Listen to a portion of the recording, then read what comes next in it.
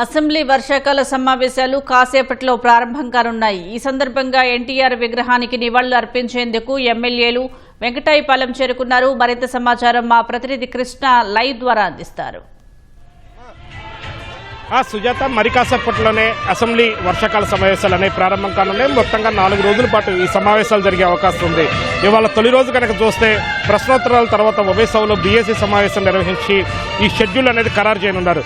ప్రధానంగా కనుక ప్రభుత్వ ఆలోచన చూస్తే ఈ అసెంబ్లీ సమావేశాల్లో స్థానిక సంస్థల్లో బీసీ రిజర్వేషన్లకు సంబంధించిన బిల్లు తీసుకొచ్చే ఆలోచనలో ఉంది. దీంతో పాటుగా తొలి రోజు సమావేశాలకు సంబంధించి డిఎస్సి 2025 నిర్వహణకు సంబంధించి మంత్రి నారా లోకేష్ వాస్తవాలన్నీ అసెంబ్లీ వేదికగా బయటపెట్టేందుకు సిద్ధమయ్యారు.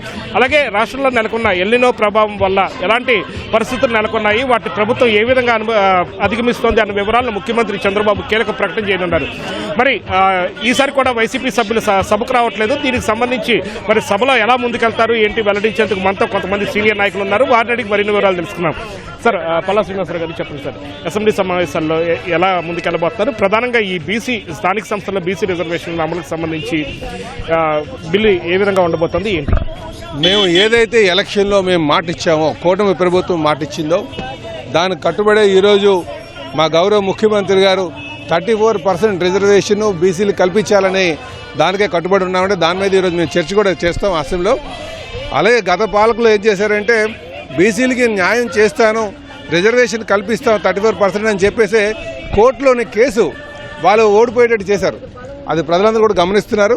మేము ఖచ్చితంగా బీసీస్కి 34% రిజర్వేషన్ వచ్చేటట్టుగా రేపు అసెంబ్లీ వేదికగా చర్చించి ఆ రిజర్వేషన్ కల్పిస్తామని చెప్పి ఈ సందర్భంగా మేము తెలియజేస్తున్నాం.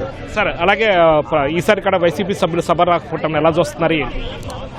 ప్రజాస్వామ్య విలువల పట్ల అవగాహన లేనటువంటి పార్టీ ఆ గొడ్డల పార్టీ వైసీపీ పార్టీ అండి. మేము ఒకటే చెప్తాం, శాసనసభ్యులు అంటే శాసనాలకు చేయడానికి ఎన్నుకోబడినటువంటి వారు శాసనసభ్యులు. అసెంబ్లీకి రానటువంటి వారు ఎవరైతే ఉన్నా సరే వాళ్ళకి పరిణితి లేదు అని చెప్పడానికి అదొక నిదర్శనం అని చెప్పి ఈ సందర్భంగా తెలియజేస్తున్నాం. కనుక మేము ఒకటే చెప్తాం, అసెంబ్లీని విస్మరించడం కానీ అసెంబ్లీని కించపరచడం కానీ ఈ మధ్యనే మేము చూసాం. వాళ్ళు మాట్లాడడం కూడా ఏదైతే ఎమ్మెల్యే క్వార్టర్స్ ఉన్నాయంటే వ్యభిచార గృహాలు అంటున్నారు. ఇంకా వాళ్ళకి ఏమాత్రం కూడా విలువ లేదనడానికి ఇది ఒక నిదర్శనం. ప్రజాస్వామ్యం మీద అవగాహన లేదనడానికి ఒక నిదర్శనం. ఎవరైనా విమర్శ చేయొచ్చు కానీ అది నిర్మాణాత్మకంగా ఉండాలి తప్ప ఇష్టానుసారం మాట్లాడడం